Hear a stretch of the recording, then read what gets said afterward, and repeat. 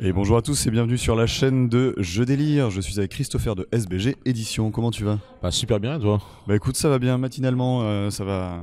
Avec Vichy, on y va. Hein. Absolument, on n'arrête pas. Mais c'est un régal. Aujourd'hui, on est là pour vous parler et reparler de Héros de Targos. J'en avais fait une petite vidéo, mais là, c'était l'occasion de la mettre un peu à jour avec littéralement le monsieur de Cursed Empire quand même. Donc, Ça fait plaisir. alors, explique-nous un peu le jeu, les bases du jeu, comment est-ce que ça se passe. C'est quoi comme type de jeu déjà pour commencer? C'est un jeu de construction de deck, D'accord. donc qui est au départ basé sur mon jeu de rôle, Cursed Ok. Empire. Oui. Donc avec un lore très très riche. Hein. J'ai fait du world building pendant 30 ans sur ce jeu. Et Solide. en fait, j'ai voulu donc recréer un peu une ambiance jeu de rôle, Mhm. sans la complexité, sans le maître de jeu, D'accord. mais avec du loot, des quêtes, des missions, des personnages. Voilà, donc c'est un peu l'idée du jeu. D'accord, mais top. Donc là, on voit différents types de cartes. J'ai l'impression qu'on a des personnages, on a on a des créatures, on a de l'équipement. Tout à fait. Alors, comment est-ce que ça se passe? Alors en fait, au départ, ne serait-ce que le choix de son équipe de héros est très important. Ok. Ce qu'il faut savoir, c'est que chaque personnage a une valeur point, qu'on voit ici. Ce personnage il vaut 5 Oui. points. Et c'est le personnage le plus faible, à 5 points. Après, il y a d'autres personnages qui ont 12 points, les plus forts. Là, c'est un personnage à 10 points. Et une fois qu'on choisit son équipe, en fait, on fait le cumul de la valeur de son équipe. Oui. Et ça donne le seuil de victoire. D'accord. Donc, c'est pas forcément bien de prendre les plus forts. Oui, si tu prends que des cartes à 10, ton seuil de victoire sera suffisamment élevé pour que ce soit Absolument. difficile. Ok. Absolument. Donc après, chaque personnage a un effet dans le jeu, qu'on voit ici. Il y a 3 attributs qui sont la puissance physique, mentale et psychique. Ok. Et dans le jeu, il arrive qu'on se blesse. Et donc il y a un verso au niveau du personnage, avec un autre effet dans le jeu, parfois plus dangereux, D'accord. plus fort. Et donc ça révèle pas mal il y a pas mal de surprises à découvrir dans le jeu. Voilà, des petits effets berserk, on va dire. Exactement. Donc après, le but du jeu, c'est quoi? Donc d'être les plus grands héros de Targos. D'accord. Donc de compléter les quêtes des missions. Donc là on joue, là c'est en mode versus. Là il y a 4 pistes. On va se confronter en fait à un personnage Un contre adversaire qui a son personnage. équipe à lui aussi, Exactement. voilà. Et en fait, ce qui se passe ici, c'est que là on a des cartes missions qui sont mises en jeu. Mhm. Et en fait n'importe qui peut les remporter. C'est D'accord. pas parce Donc que c'est un j'ai peu mis une carte course mission. en fait, C'est ça. de manière générale. Donc deux façons de gagner, on va dire, avec les points de victoire des cartes missions. Mais une autre façon de gagner aussi, c'est la meule. Ok, on Sachant épuise que- notre adversaire. Exactement. Sachant en fait qu'on a un deck de 60 cartes, c'est le Battle Deck. Mhm. On préconise 20 cartes missions, ce sont les cartes à bordure dorée qu'on voit ici. Il y a aussi des cartes actions, ce sont les cartes vertes, à bordure verte. Surtout le bestiaire, des créatures D'accord. notamment. Après, il y a les cartes, tu peux en trouver une, des cartes booster ou avantage, qui ont des D'accord. bordures bleues en fait. C'est des cartes booster qu'on va après glisser sous les personnages ainsi pour augmenter les attributs et parfois débloquer d'autres effets. D'autres capacités, d'accord. Voilà. Donc une fois qu'on a notre battle deck de 60 cartes, ben ça c'est notre stack de ressources de l'équipe. Oui. Donc les cartes ont double usage. Vous allez remarquer en fait que toutes les cartes ont des valeurs points en haut à droite. Oui. Ça va de plus 1 jusqu'à plus 4. Les plus 4 sont assez rares. Et je peux me servir de mon deck pour faire des boosts un peu en one shot D'accord. sur mes attributs. Ok. Après, je vais expliquer un peu comment se passe un conflit, Bien etc. sûr. Voilà. Donc, quand on se confronte sur une piste, on va regarder un petit peu déjà. Ce sont les missions qui vont dicter là où on va se battre, quel attribut on va se battre. D'accord. Donc, il y a des quêtes, il y a des missions simples stats, simples attributs. Donc oui, Ou par psychique, exemple- physique, Exactement. etc. Donc là, en l'occurrence, ici, il y a un magot caché par la magie, peut-être un passage secret ou une porte cachée dérobée, quelque chose. Et là, en fait, c'est qu'un conflit de magie à plus 3. Et ce qui se passe, c'est qu'en fait, si je tente cette quête-là, bah, je prends mon personnage ici. Oui, qui est le plus fort en magie. Exactement, je prends son attribut et je vais essayer de me comparer par rapport à l'adversaire en face, qui, elle, est à 2 en magie. Ce qui se passe, c'est que le défenseur bénéficie du bonus de la carte mission. Bien sûr. Parce qu'en fait, ce sont 2 forces opposées. Il y a le personnage en face qui Ça déjoue permet ma de réussite. rééquilibrer d'une certaine Ouais, c'est manière. ça. D'accord. Et par contre, si je fais match nul, l'attaquant gagne. Ok. Donc, on va comparer. Là, actuellement, j'ai 3 en mysticisme. En face, elle a 5. Donc, pour l'instant, on peut pas y aller. Ouais, tu ne gagneras pas, quoi. Sauf que j'ai ma main de cartes, donc par défaut 6 cartes. Je peux aussi décider de prendre des cartes et d'investir des ressources. Donc là, je vais investir. Je vais peut-être en. Tu consommes ces cartes-là, en C'est fait, ça. pour avoir des bonus. Exactement. Donc là, par exemple, je vais mettre 3 cartes en boost, en one shot, Mhm. qui viennent se rajouter sur mon attribut mysticisme. En face, l'adversaire en face peut aussi le défenseur, une fois que l'attaquant a misé ses cartes, peut en rajouter. Peut en rajouter.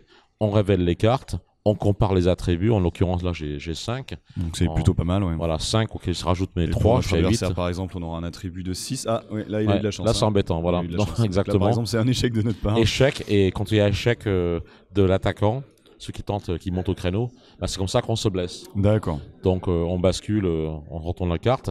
Admettons qu'on est, je refais un peu le scénario, on a gagné cette carte mission. Admettons, voilà, donc j'ai gagné la carte mission. Je remporte la carte mission.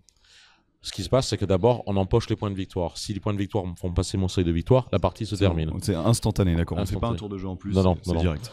Et après ça, immédiatement après, je déclenche l'effet de la carte. Donc en l'occurrence ici, là on a, j'ai donc pioché immédiatement 3 cartes, gardez-en 2, placez la dernière en bas de votre deck. Ok, donc c'est de la sélection de cartes. Voilà, je mets cette carte-là dans mon stack victoire. Mais là, un point important, ça va être au joueur adverse maintenant de jouer, mais avant de jouer, avant son tour, ce joueur sera obligé d'abord de remplacer une carte mission dans le slot manquant. Ouais, dans la rivière. Ok. De sa main. S'il a, s'il n'a pas, il faut qu'il pioche une carte à la fois au hasard en cramant son deck. Ok, d'accord. Ouais, c'est l'idée. Plus on réussit de mission, plus on affronte de cartes, plus on libère en fait la rivière, plus on va avoir de chances d'épuiser le deck adverse. D'accord. Donc il y a des joueurs qui vont construire leur deck, parce que je disais tout à l'heure, c'est un jeu de construction de deck, qui vont en fait se focaliser sur la destruction de deck de l'adversaire et pas la course au point. Okay. C'est vraiment des styles de jeu différents.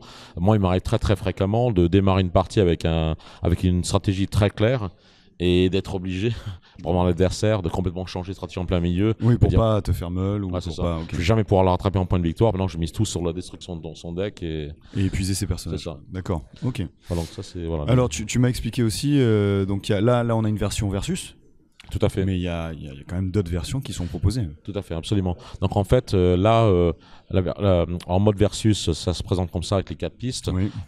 Mode solo, c'est la même chose. D'accord. Alors en mode solo, ça se prend de la même façon, avec 4 pistes. La grosse différence, c'est qu'une fois que l'IA n'a plus de deck, le deck se régénère. D'accord, donc on peut pas l'avoir à la meule. Voilà, c'est vraiment, c'est très très dangereux. En fait, c'est une bombe à retardement, c'est un compte à rebours. Ouais, il faut être assez efficace, quoi. Voilà, en fait, ce qu'on fait au départ, on va déterminer l'attitude de l'IA. Donc, est-ce que l'IA est agressif? Donc, sachant qu'on a une main de 6 cartes par défaut, si l'IA est agressif, on met 4 cartes de sa main en attaque, 2 cartes en défense. S'il est méfiant, on met 3-3. S'il est défensif, on met 4-2 dans l'autre sens. Et il fait tapis, all-in. Oui, donc toutes les cartes sont jouées. C'est ça. Donc lui, s'il va à l'attaque en agressif, il met les 4 cartes en boost direct. Et donc, à la fois, c'est assez dangereux, mais en même temps, son deck, tous les tours, il sort 6 cartes. Voilà, donc il s'épuise de plus en plus, du coup la difficulté elle peut shift assez rapidement. Voilà, et son deck descend très très vite, donc il régénère, une fois qu'il a rebooté son deck, il récupère une carte en attaque. D'accord, ok. Donc au bout de 2-3 cycles de deck, on commence à être impossible. On est c'est assez impossible. Voilà. Bah après c'est thématique avec l'univers qui est un univers de Dark Fantasy quoi. Donc, absolument, absolument. Et on voit ça saigne, c'est douloureux et on essaie d'avancer quoi. Exactement. Après le troisième mode de jeu, c'est le mode récit. Donc en fait ce qui s'est passé c'est que quand on a fait des playtests, on a eu des retours très positifs sur le jeu lui-même, sur les contraintes de piste, etc. Mais quand j'ai mis en avant toute cette notion de monde que j'ai créé, Cursed Empire, un monde vaste à découvrir, etc., on m'a fait le retour, Chris, mais au niveau ambiance, il manque quelque chose. Il manque pour nous, il manque quelque chose. Très mécanique, mine de rien. Voilà, ça manquait quelque chose. Donc je me suis dit tiens, et là c'est les contraintes de piste en fait. Je les ai enlevées. Donc en mode récit, on a comme ces 4 personnages contre ces 4 personnages, et 4 héros contre 4. Mais on va placer des cartes missions sur la table et on va se déplacer de manière géolocalisée par rapport aux 4. Donc par exemple, alors je vais juste enlever. Je fais une petite démo de ça. J'ai mes 4 personnages de part et d'autre. J'ai plus les contraintes des pistes, donc on peut se battre en diagonale, attaquer, défendre en diagonale avec le personnage qu'on préfère. Et en fait, on va construire un récit petit à petit en ajoutant des éléments. Là, par exemple, un petit dé. Voilà. Un petit dé. Donc un meeple, une figurine ou quelque chose pour représenter la localisation de l'équipe. Et on va créer une arborescence de quête. On choisit son chemin et en fait on se déplace, on ne peut plus revenir en arrière.